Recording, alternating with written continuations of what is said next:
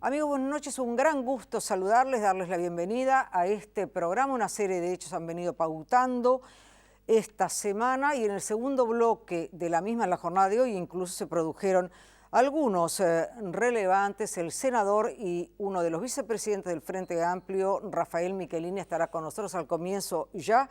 Óscar Botinelli, un gran gusto que estés y gracias por hacerlo. Óscar, el presidente Tabaré Vázquez tiene, de acuerdo a la medición de Factum, un altísimo nivel de aprobación, un 78%, si el dato lo estoy manejando correctamente. ¿Cómo se entiende esto o cómo se entiende esta percepción? ¿Por luna de miel? ¿Por qué razones? No, yo diría por una luna de miel donde... Digo, hay colegas que dan una percepción diferente, pero nosotros en dos ángulos distintos, que es en una tabla de gobernantes, cuya metodología lleva a que los puntajes sean siempre un poco menores, no difiere mucho de esto, es decir, la diferencia entre un puntaje y otro tiene que ver con metodologías distintas, y está muy en los números que tenía Tabaré Vázquez cuando salió de la primera presidencia. Es decir, que entra con lo que salió, esto es bastante normal. Hay que tener cuidado, la opinión pública reacciona para bien o para mal, salvo algo muy chocante para bien o para mal, sí, con cierta lentitud. Es decir, ¿cómo? Si ocurrió esto y esto, aquello, ¿por qué no sube? ¿O por qué no baja? Bueno, no, la gente va formando con lentitud su opinión y esto es todavía de luna de miel. Es muy probable que baje porque normalmente los presidentes hacen una curva, independientemente terminen mejor o peor, ¿no? Pero siempre hay una curva donde van bajando hasta pasado mitad del periodo y después, bueno, según cómo sea su gestión, pueden quedar abajo, un poco más en el medio o incluso superar lo inicial. Pero es esperable, sí, normalmente una caída, ¿no? Esta imagen es independiente de, me gustaría saber tu opinión, si en Uruguay solo tuviera Vázquez el 9% o menos que presenta hoy en Brasil Dilma Rousseff. Pero al mismo tiempo se han conocido las preocupaciones de los ciudadanos que por primera vez acercan muy fuertemente el tema de desempleo como preocupación al tema de inseguridad que estaba encabezando esta lista. Bueno, el tema es el siguiente. Primero, en Uruguay nunca, desde que existen encuestas profesionales con niveles académicos, nunca ningún presidente registró más abajo del 13 o del 11, primera cosa. Segundo lugar, Uruguay no tiene esos electrocardiogramas de medio un infarto que presenta la opinión pública en los países vecinos. Entonces no es que hoy adoran a un presidente y a los 3 meses salen a cacerolear para echarlo. Entonces en Uruguay yo no creo que Valle creo que fue el que obtuvo el porcentaje más bajo y fue en medio de la crisis del 2002 con los bancos cerrados y aún así estaba más o menos una vez y media o el doble de lo de Dilma. No, yo creo que acá es difícil que se diera, pero además el sistema tiene muchos colchones, ¿no? El sistema uruguayo, que el brasileño los tiene también, pero son diferentes. Ahora, por otra parte, yo te preguntaba a propósito de estas preocupaciones, seguridad, que tú la venías marcando sistemáticamente, sí, y ahora el tema empleo-desempleo, ¿puede afectar esto la imagen de Vázquez o es independiente? Bueno, no, inseguridad no. La inseguridad es una preocupación que fue creciendo entre los uruguayos. El cambio mayor fue que antes los ministros del Interior quedaban inmunes, incluso se catapultaban políticamente, y ahora Bonomi sí está recibiendo niveles muy bajos de aprobación de la opinión pública, producto de esa persistencia en el tema inseguridad. El empleo está subiendo, el desempleo, la falta de empleo, como preocupación, todavía en niveles muy lejanos a lo que fue históricamente también, ¿no? Las dos cosas, empieza y no tiene nada que ver con los niveles. Estoy hablando del punto subjetivo, Sí, de lo que piensa la gente, sí, no de los indicadores de empleo o desempleo, sí. ¿no? Ahora, en ese sentido y vinculado a los cambios, hemos hablado contigo en este programa sobre este tema, más de una oportunidad, me interesa el tema de las inversiones, las desinversiones y la comunicación, porque por una parte hasta el 1 de marzo, con un presidente que es hoy un senador, además cabeza del grupo más fuerte dentro del Frente Amplio, por lo menos más numeroso, el gobierno hace un mes cortó las obras de Antel Arena, entre otros cortes que hizo, entre otros cortes en materia publicitaria, en fin, entre otros cortes que hizo, pero lo de Antel Arena fue muy impactante. Y hace 2 días el propio presidente anunció la inversión de más de 12.000 millones en obra pública. La figura de Danilo Astori viene recorriendo durante más de 10 años el espinel, ¿verdad? Ministro de Economía, vicepresidente, ministro de Economía. ¿Cómo asimila esto la opinión pública? Yo creo que hay algo que no está funcionando bien en el gobierno, que es la comunicación de los temas económicos en el sentido macro con todo lo que implica, ¿no?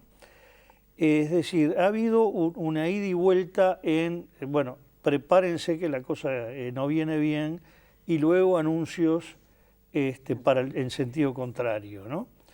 La paralización de Antel Arena, de que faltarían creo que 50 millones de dólares y luego anunciar 12.000, una cosa que se hubiera dicho, la Antel Arena se paraliza porque no se está de acuerdo con la obra, y otra decir no, porque hay que restringir dinero, pero después se puede invertir 12.000. Bueno, me parece que falta una comunicación clara con un rumbo cierto.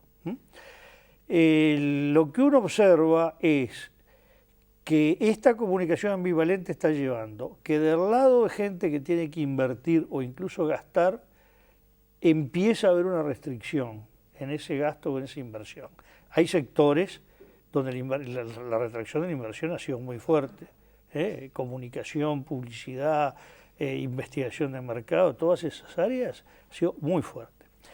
Y por otro lado, los sindicatos que aparentemente hacia ahí iba un poco la comunicación, decir, mire que la fiesta, por lo menos se sacaron algunas bebidas, se va a gastar menos, siguen en un discurso en que manifiestan estar convencidos de que no es así, de que Uruguay tiene un espacio de crecimiento, que ese espacio de crecimiento tiene que trasladarse a los salarios.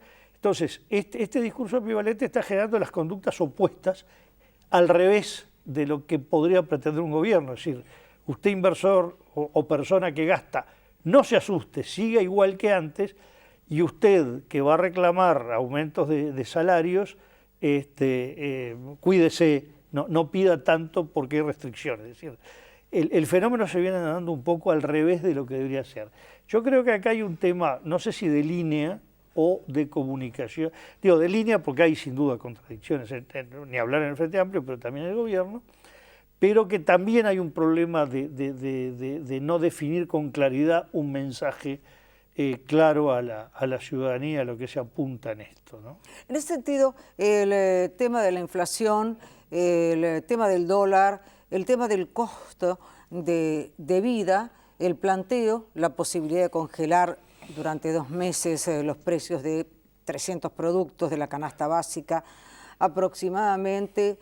¿Estaría todo esto en un mensaje que daría mañana el ministro de Economía y ha venido recorriendo estos días? ¿Tú lo escuchaste hoy, el ministro? Sí, yo lo vi hoy muy optimista. Dio un mensaje, a pesar de que pretendía dar algunas señales de advertencia, Sí.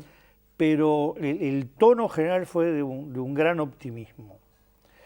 El tema de la inflación, sí, el tema de la inflación es un tema recurrente en el gobierno del Frente Amplio en particular, porque recoge, Uruguay termina un periodo de descenso constante en inflación y llegar a casi inflación cero entre el 2000 y principio del 2002, y luego un estallido de la inflación que llegó a mucho más del 25%. Y después la inflación se moderó, pero nunca más se bajó. El equipo económico, que más o menos es el mismo de los tres gobiernos del frente, ha jugado siempre con no tomar medidas antiinflacionarias que se pudieran equiparar a las medidas de austeridad de Europa, y por otro lado tener como una meta ahí en que no toque los dos dígitos, el 10% como la cifra maldita, y lo viene manejando, y siempre más o menos los instrumentos que ha usado son los mismos. Lo de canasta de precios se usó muchas veces, sobre todo canastas que impacten sobre el índice de precios del consumidor. El tema de usar las reservas, que es un tema que lleva mucha polémica, hay economistas no frente amplistas que cuestionan duramente. Dentro del Frente Amplio precisamente había otra gente que decía hay que usar las reservas para infraestructura o para vivienda, a lo cual el equipo económico decía que no. Se usa sí para el mantener la moneda. Ahora, no es una medida nueva, digamos, es más o menos las herramientas que se han venido usando para contener la inflación. El tema es que así como una inflación que se dispare es complicada, las medidas que cualquier gobierno debe tomar para bajar la inflación, que sin duda es lo mejor para el poder adquisitivo de la gente, generalmente son medidas muy duras, terminan siendo esas medidas que en Europa se le está llamando de austeridad, ¿no? Ahora, en el próximo bloque estará el senador Rafael Michelini. El próximo miércoles estará con nosotros el senador José Mujica. Y uno de los elementos que merece la atención o que llama la atención es la diferencia o las diferencias que muchas veces se dan entre los planteos que vienen desde el gobierno y los planteos que vienen concretamente del MPP, de la bancada de la 609. Bueno, yo creo que el Frente Amplio tiene un tema por delante estratégico, que, o sea, dejando de lado anécdotas, el plenario del sábado pasado, esas cosas, que tiene en primer lugar una necesidad de rediscusión de programa, pero el programa no es lo que le están llamando programa, que es yo voy a subir o dar mastique en la salud o lo que sea. Sí. Programas son las grandes concepciones que se tiene de una sociedad. El otro es plan de gobierno. Programa, las grandes concepciones de la sociedad, qué clases sociales pretende representar el Frente Amplio, a cuáles se quiere dirigir, en función de qué modelo de país. Y notoriamente el Frente Amplio está exhibiendo demasiado tiempo sin que se hayan procesado estas discusiones. Sobre todo, después de llegar al gobierno, las urgencias llevan a que estos debates no se hagan. Notoriamente en las discusiones de temas puntuales, lo que está surgiendo son visiones con vectores diferentes, ¿no? Que el Frente Amplio desde el origen las tuvo, pero las fue saldando en búsqueda de diferentes síntesis, ¿no? Y que al Frente Amplio le está faltando esta discusión a fondo, con toda la pasión que se tenga por las ideas, pero desapasionada en cuanto a juego político, y como un tema al costado del gobierno y al costado del manejo cotidiano, como un tema estratégico de futuro. A mí me parece que ahí hay un problema, ligado a que están exacerbados los juegos de poder, que tiene que ver, sí, episodios de que alguien excluye a otros de un gabinete o lo minimiza y a su vez que el otro reacciona de una manera o ya venía, por otro lado, reaccionando mal con determinados esquemas. Ahí está lo que es la exclusión de todos los que votaron a Lucía Topolansky del gabinete principal de la Intendencia de Montevideo, la minimización del mujiquismo en el gabinete nacional, pero por otro lado la tesis de que quien preside el Frente Amplio no puede ser senador, incluso hasta con contradicciones, que el vice sí, pero el presidente no. El planteo de que se elige un presidente del Frente, pero caduca sin que haya elecciones y queda como una especie de vacío que va desde una fenomenal desprolijidad organizacional. No, yo no puedo decir un cargo selectivo.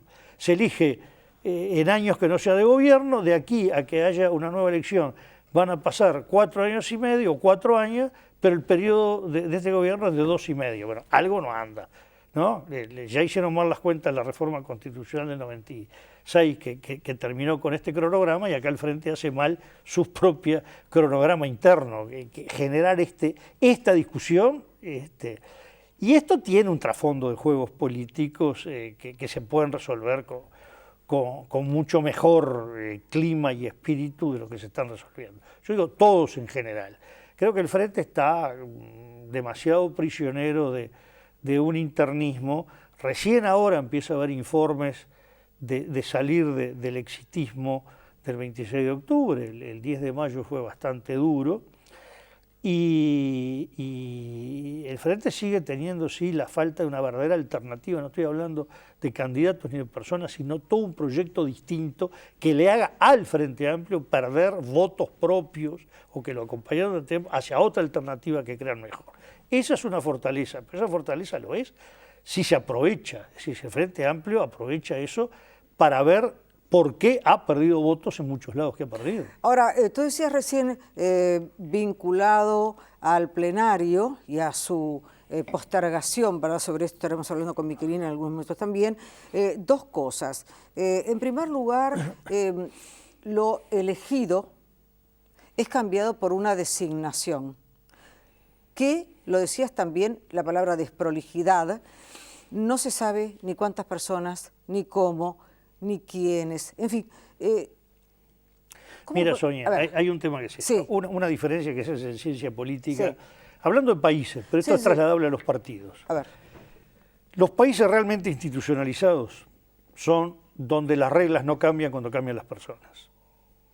Los países con institucionalidad débil es cuando van cambiando las instituciones amoldándose a las personas.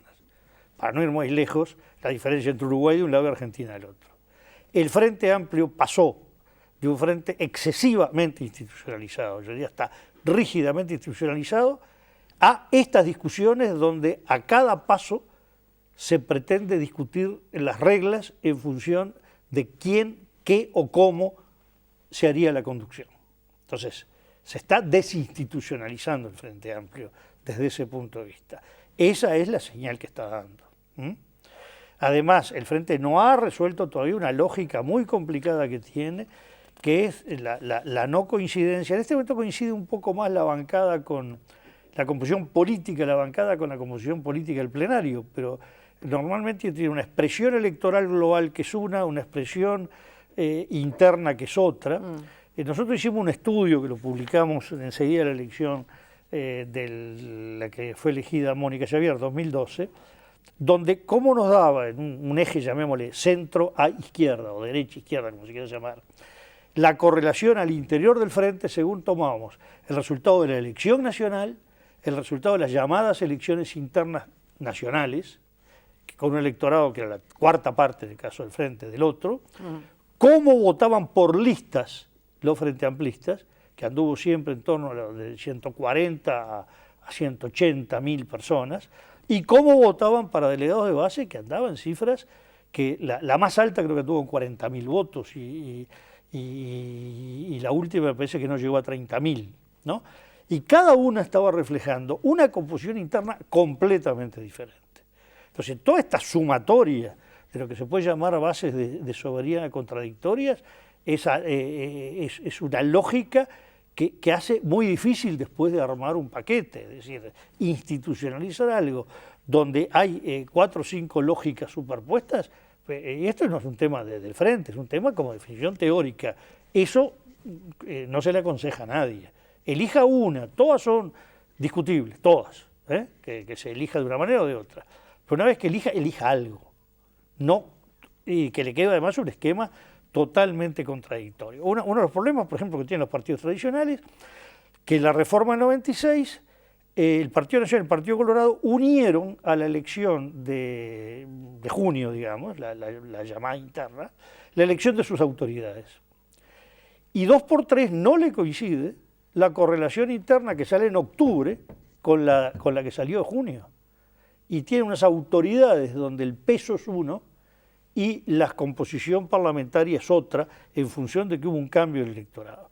El Frente Amplio, el tema, lo de junio no juega mucho, pero después lo multiplica con todo este tipo de escenario. Además, lo que también suena raro, decir, bueno, se convoca por primera vez, porque fue la primera vez, que se elige el presidente del Frente Amplio en elección competitiva. Siempre se había buscado figuras consensuales o elección de tipo consensual.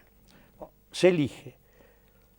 Yo creo que, lo digo como inferencia, no tengo un estudio, que los votantes, ninguno tenía la idea de que quedaba un periodo de vacío entre el cese de esa presidencia y una nueva elección. Yo no sé incluso si había gente que directamente decía no voy a votar, si esto va a ser por un periodo así.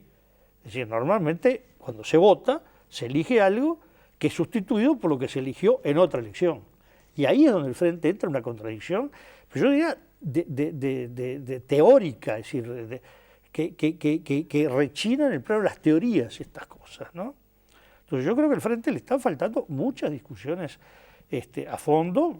Hay un cambio de etapa en el país, hay un cambio de etapa en el Frente Amplio que no tiene que ver con lo biológico, se exagera demasiado eso, sino con que el Uruguay ha venido cambiando, se encara una nueva etapa y el Frente Amplio tiene demasiadas tensiones puntuales de cosas coyunturales, a veces por supuesto tremendamente importantes, pero le está faltando que la fuerza política es la herramienta para eso, las grandes discusiones de largo plazo, y entre otras, que se puede organizar de 40.000 maneras distintas, pero siempre se elige una sola, y esa dura.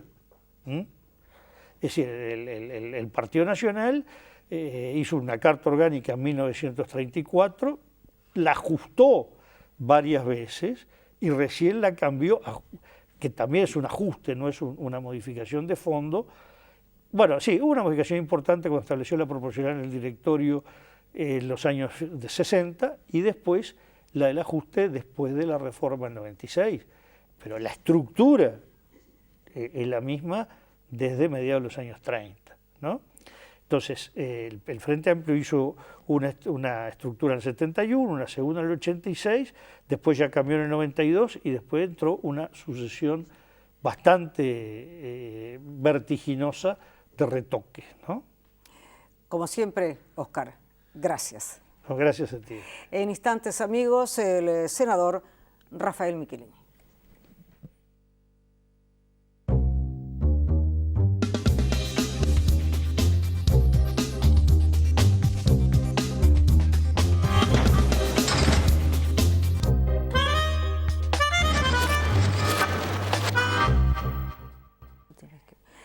Para mí es un gusto recibir esta noche al senador Rafael Michelini, uno de los dos vicepresidentes del Frente Amplio. Gracias, Rafael, por estar aquí.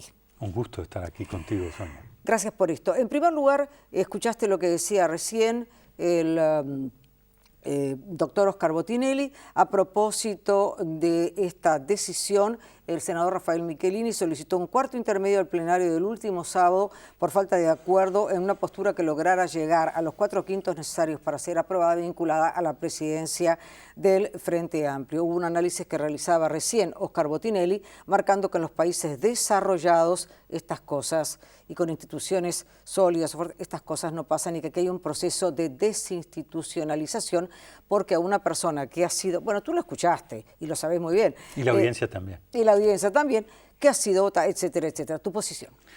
Bueno, Botinelli nos describe que hay un lío. Yo además lo sufro. Así que sí.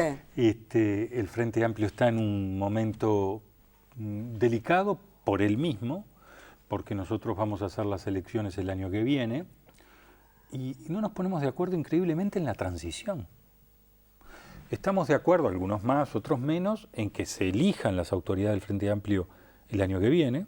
Hay una gran mayoría por el primer semestre, aunque algunos pensamos que debería ser el segundo semestre, pero hay una gran mayoría por el primer semestre.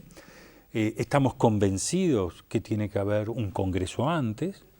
Ese congreso tiene que, de alguna forma, autorizar los candidatos, que me parece bien, no es que venga cualquiera y se presente, sino que hay un congreso que autoriza a esos 3, 4, 5, 6 candidatos que se quieran presentar, que tengan trayectoria frente amplista, que sean conocidos, que sean personas que van a prestigiar el Frente Amplio. Y en eso no hay problema. Además va a ser una gran movilización. Va a ser una cosa muy impactante que el Frente Amplio vuelva por segunda vez, en este caso, a elegir sus autoridades con el voto de los Frente Amplistas de todo el país. Ahora, no nos ponemos de acuerdo en la transición. Por eso yo pedí el cuarto intermedio. Porque el sábado 25 de julio no teníamos acuerdo en la transición, y si no había acuerdo en la transición, nos quedábamos, nadie sabe en qué lugar del estatuto. Entonces, estamos haciendo esfuerzos denodados para llegar a una solución para el 8 de agosto. No es fácil, las posiciones están muy encontradas, pero bueno, esos son los desafíos. Naturalmente que Óscar nos describe una realidad, yo no estoy discrepando con él, pero los políticos somos hacedores, transformamos las realidades. Frente Amplio le ha hecho muy bien al país, no solo porque generó la alternancia y el cambio de gobierno, sino porque estos 10 años, a esta altura vamos a ir por 11 años, y va a completarse 15, y yo espero que se complete además otro periodo, le va a estar dando un cambio tan sustancial al país que en los libros de historia se hablará o de la época frente amplista o del periodo de izquierda o de la era Tabaré Mujica Astori.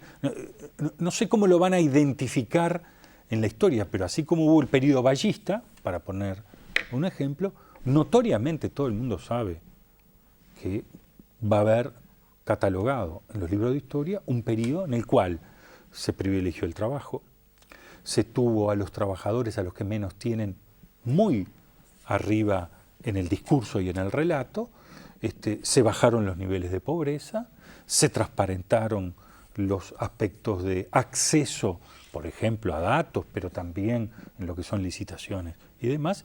En definitiva, modernizamos el país, que no quiere decir que no haya errores, y que no quiere decir que en muchas cosas podamos haber equivocado. Sí, nadie discute eso, el ser humano se equivoca, pero no hay duda que el barco va en la dirección correcta. Que tenga una crisis el barco, porque los propios Frente Amplistas no nos pudimos poner de acuerdo en cómo gobernar por 7, 8 meses el Frente Amplio, parece hasta que seríamos tontos. Vos dijiste, estamos en un lío. Botinelli define la realidad, los políticos tenemos que actuar sobre ella. Porque finalmente, para todas las personas que te están mirando, ¿de qué se trata esto? Se trata de muchas cosas, pero también se trata de cómo los partidos políticos se organizan y tienen su propia historia. El Frente Amplio tiene una historia de un plenario muy importante, muy decisorio en la vida política del Frente Amplio, y un Congreso que sus particularidades es que definía el presidente de la fuerza política. En el 2012 votamos a ese presidente no por el Congreso, sino a padrón abierto, y toda la estructura crujió. Y capaz que no hemos estado a la altura de las circunstancias, capaz que no nos hemos adaptado bien. Yo creo que la experiencia es altamente satisfactoria, pero también aquellos delegados que están o son parte del Congreso, como se llama, parte de las bases, sienten que ese cambio en muchas circunstancias debieron definirse nuevos roles que no se han definido.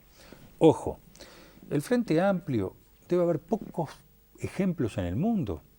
Quizás algún estado de Norteamérica, quizás Cuba, quizás Brasil, pero no muchos más lugares en el cual hay un entramado entre la sociedad y la fuerza política, donde el Frente Amplio tiene comité de base en los lugares y en los rincones más alejados de nuestro país.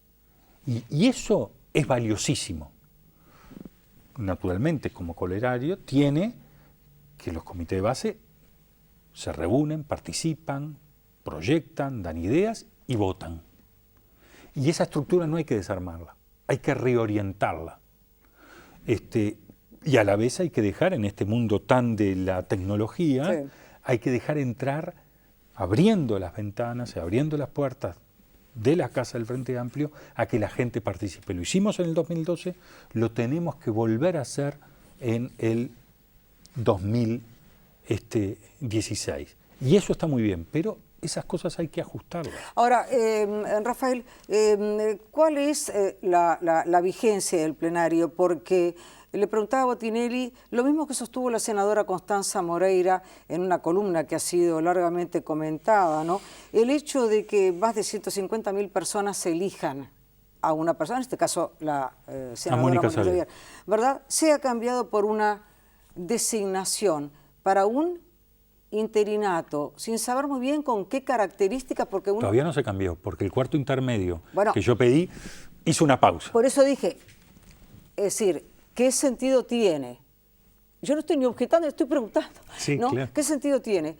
Que era lo que vos planteabas, que para este interinato, ¿verdad?, se plantee una designación de quiénes, de cuántos, de cómo, de qué funcionamiento, por algo que está funcionando por elección de más de 150.000. Eso es lo que no... Por eso, sí, todas esas preguntas que tú haces sí, no tienen respuesta, y por eso para mí es un error muy grande que la conducción, hasta que se elijan las nuevas autoridades, no la siga teniendo Mónica Xavier, que además tiene un gran trabajo, pero además la legitimidad de haber sido votada. Y por lo tanto uno no quiere ir ni dar pasos atrás en lo que fue abrir esas ventanas y esas puertas para que el Frente Amplio entrara mucho aire y votara a padrón abierto sus autoridades, incluida la presidencia. eso queda claro. Y por otra parte, también es sobre ello, lo señalaba Oscar recién, que, por ejemplo, tú o Iván Pasados, de los vicepresidentes, no tendrían ningún problema en ser senadores y presidentes del Frente. Pero está bien. No sé si aceptarías o no, ¿aceptarías? No. Yo soy parte del equipo de Mónica. Si Mónica no está, yo no estaría. Eso lo dejé claro de entrada, y creo que Iván Pasadas está en la misma. Acá hay un equipo, y además un equipo que nos llevamos muy bien. Hicimos y tuvimos roles diferentes, y eso fue muy bueno y caminó muy bien. Pero, a ver, Sonia, si yo pongo arriba el Estatuto del Frente, sí, las resoluciones del Congreso y las resoluciones del plenario, y me voy a la letra chica, sí, no soluciono el lío que tengo. Porque además en el estatuto hay algunas cosas que se hacen por 4/5, otros por otras mayorías, y es en un túnel que me meto y no salgo más. Y que estamos metidos. La forma de salir es decir, bueno, a ver, ¿cuál es el consenso, el acuerdo que nos permita llegar a la transición? Porque en algunas de estas bilaterales, que hacemos mucho en nombre del Frente Liber Seregni, yo le pregunté a algunos, ¿y si la elección fuera en septiembre, alguien estaría planteando que Mónica Xavier no llegara a esa fecha? Nadie. No es que se puedan hacer en septiembre, porque tienen una serie de pasos a hacer las elecciones, incluida la propia campaña electoral y la movilización enorme que el Frente Amplio tiene que hacer con los ciudadanos. Pero lo cierto es que nadie estaría planteando, si fuera de aquí a diciembre, sustituir o que viniera alguien y que Mónica Xavier no terminara eso. Entonces la diferencia es que son 3-4 meses. No parece lógico que si las elecciones son en abril o mayo, no podamos llegar a buen puerto. Pero, repito, el frente es como es, va cambiando de a poco, y no es bueno que creamos que, así como no debería ser que algunos nos lleven a empujones, para que lo entiendan los televidentes, tampoco nosotros deberíamos hacer la misma práctica. Lo que tenemos que encontrar es el consenso, el acuerdo, la síntesis del Frente Amplio para solucionar este tema. Estamos un lío, esperemos salir. Una última expresión antes de pasar a otros temas.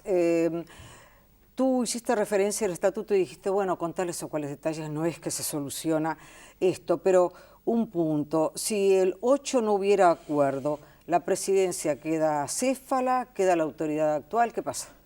Yo sigo pensando que la presidenta siga, bueno, salvo que ella tomara una decisión distinta, hasta que vengan nuevas autoridades.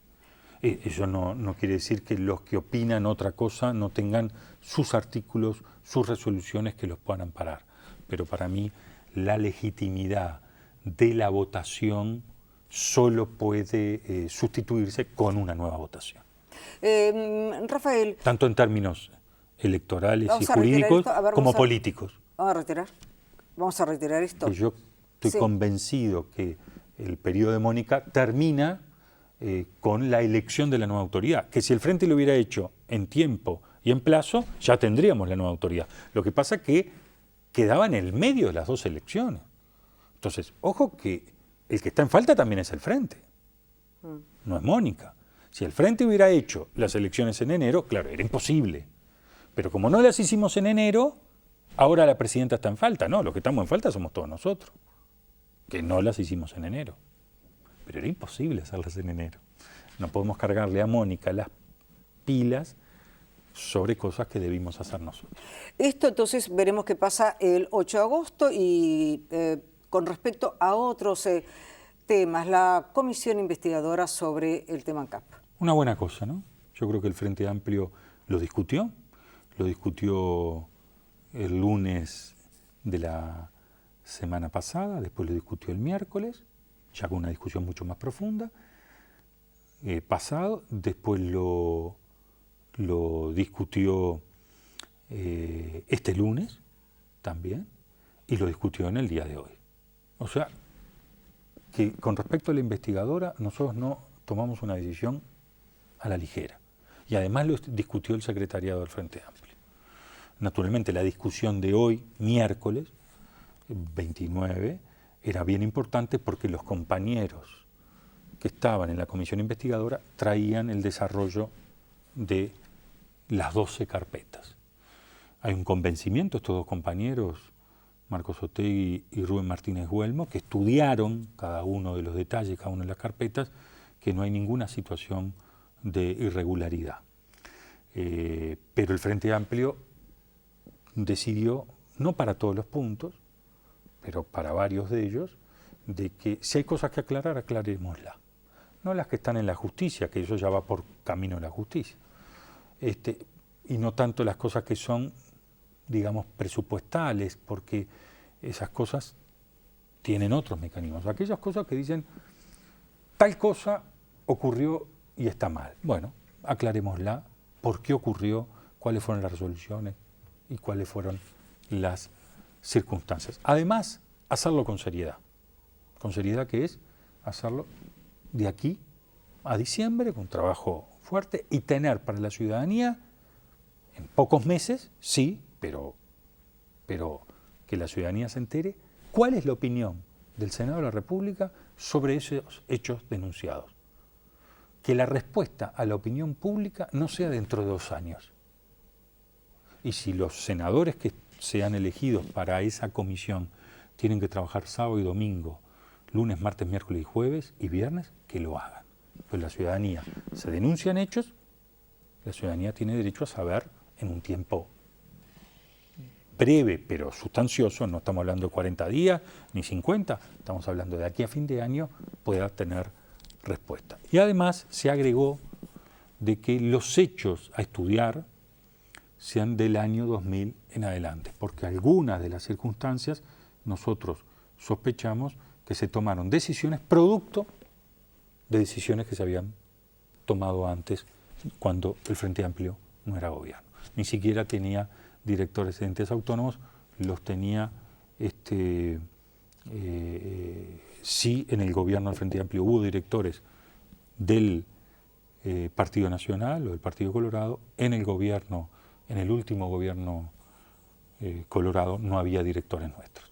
Dentro del partido de gobierno hay diferencias, algunas notorias, de enfoque de puntos que son clave, que han sido claves para el presidente anterior, hoy senador, y que han sufrido un cambio en el abordaje de esta administración. En segundo lugar, también una de las cosas que llama la atención es, hasta el 1 de marzo parecía que existía una, más allá de las advertencias fuertes de la oposición, una bonanza, un país en el cual el gasto, el consumo, la prosperidad eran clarísimas e indiscutidas. Sin embargo, en estos últimos meses, en estos últimos días, sobre todo, y con el conocimiento de la preocupación de los uruguayos por el tema del empleo y el desempleo, el panorama parece haber cambiado. Bueno, pero empecemos primero por lo primero. Sí. Los Frente Amplistas somos discutidores, hay muchas opiniones dentro del Frente Amplio, hacemos síntesis, pero algunas cosas empiezan a no discutirse. Notoriamente hay un reconocimiento que la política económica llevada en estos 10 años por el equipo económico y que ahora en la figura de Astori va por 5 años más, es la correcta. Otros países que iban a otras velocidades y se jactaban de ser más de izquierda por esos partidos que los gobernaban que nosotros, hoy están en dificultades. Nosotros, llevando el país en el ritmo que lo llevamos, hoy va a crecer entre un 2,5 y 3%. El resto de América Latina va a crecer 0,5, o sea, 0,5. Quiere decir que Uruguay está en crecimiento, no está en crisis. Segundo, el Uruguay o el país es como un barco, vamos navegando. Veníamos muy bien y de repente se levantó una tempestad y hay oleaje. Cuando empieza el barco a moverse, ¿qué es lo que dice el capitán? Bueno, muchachos, entremos todos a la cabina, bajemos las velas, se toman decisiones producto de la tempestad, producto del huracán, producto del oleaje. Cuando se toman esas decisiones y el barco vuelve a estabilizarse, aunque siga en las olas, empezamos a pensar qué otras cosas se pueden hacer. ¿Qué hizo Tabaré Vázquez? Primero asumió el gobierno. Segundo, se dio cuenta que las olas tenían más altura de la que pensábamos. Y entonces tomó el mando de las empresas públicas, que por ahí había, no hablo de descontrol ni hablo fuga, había falta de planificación global. Eso tuvo impactos y capaz que mala comunicación en el conjunto de la opinión pública. Naturalmente se salía con inversión. Se planificó la inversión en forma global y se comunicó. Y ya las olas empezaron a bajar. En este periodo yo puedo coincidir con Botinelli y con otros que algunos efectos de comunicación y tomar el mando de las empresas públicas para hacer una cosa ordenada, conjunta y global, tuvo comunicaciones diversas. Y que algunos privados dijeron, bueno, capaz que esto está más complicado de lo que se pensaba. En la medida que ahora se empiezan a comunicar, no digo solo la comunicación de la inversión, 12.000 millones, es la inversión más grande en un periodo de toda la historia del Uruguay, de toda la historia del Uruguay. Y eso va a ser impactante porque eso va a mover todo. Segundo, con la referencia que hizo hoy Danilo Astori en un evento muy conocido de que el Uruguay no está en crisis, que no quiere decir que se actúe con prudencia. Sí se tiene que actuar con prudencia. Y no nos podemos rifar el presupuesto. Ya lo digo acá, Sonia, tú me invitas, si tú quieres, para el tema del presupuesto. No nos podemos rifar el presupuesto. En el año 2017 y 2018 podemos tener un presupuesto un poco más holgado. El año 2016 y parte del 2017 tenemos que actuar, en la velocidad de ese barco con las olas que tenemos. Si le ponemos más velocidad, el barco va a temblar. Si le bajamos la velocidad hasta que las olas se calmen para volver a subir la velocidad, estaríamos haciendo lo correcto. Yo quisiera, no en inversiones, no en educación, no naturalmente en el plan de cuidados y en el tema de seguridad, pero en el resto, por 1 año y medio, 2, la mayor austeridad posible, para que esas olas, cuando pegan en el barco, solo tengan la velocidad que ellas traen y no agregarle la velocidad del auto, para que el impacto sea menor. Ahora, junto con el tema comunicación, porque tú lo reconocías, Óscar lo reconocía, lo hemos vivido, por una parte las primeras salidas, recuerdo la de Astor y Murro, en fin, con esta austeridad, estas decisiones, el tema entre otros y otras medidas de recorte en el plano de las empresas públicas, generaron una retracción clarísima en el consumo, con las consecuencias que eso tiene. Hay empresas que se han retirado o que se están retirando, y para el próximo jueves está planteado un paro general importante. Entonces, el rumbo está bien. ¿Qué pasa que los trabajadores hacen ese paro? ¿Qué pasa con esto? Más que nunca claridad. Más que nunca claridad. Cuando las cosas, sí, vuelvo a repetir, cuando el mar está bravo y las olas suben la altura, con más razón claridad. ¿Qué quiere decir esto? Sí. Quiere decir, por ejemplo, sí puede haber menos consumo, pero si el gobierno no daba algunas señales, que está entendiendo que las olas subieron de altura, la señal para muchos sería, ya no están controlando la situación. Y nosotros no vamos a dar esa señal, porque el equipo económico está controlando la situación. La peor señal de todas es que esto, con el mar bravo, se nos vaya de las manos. Y en la medida que se bajó la velocidad, en la medida que se cambió el rumbo, en la medida que se bajaron las velas, se hicieron cosas donde a nadie le queda duda que el presidente de la República y el equipo económico tienen muy claro que está al mando del barco y para dónde va. Naturalmente, muchas de esas cosas pueden implicar parcialmente o temporalmente algunas expectativas que no se cumplen de la manera que uno quisiera. El Sindicato de la Educación, naturalmente, quisieran el 6% ya. Si a mí me preguntan, senador de la República, que levantó la mano y después los recursos vayan a ver de dónde salen, quisiera no el 6%, el 8% para la educación, ya, porque de la educación es donde sale el futuro de nuestros hijos.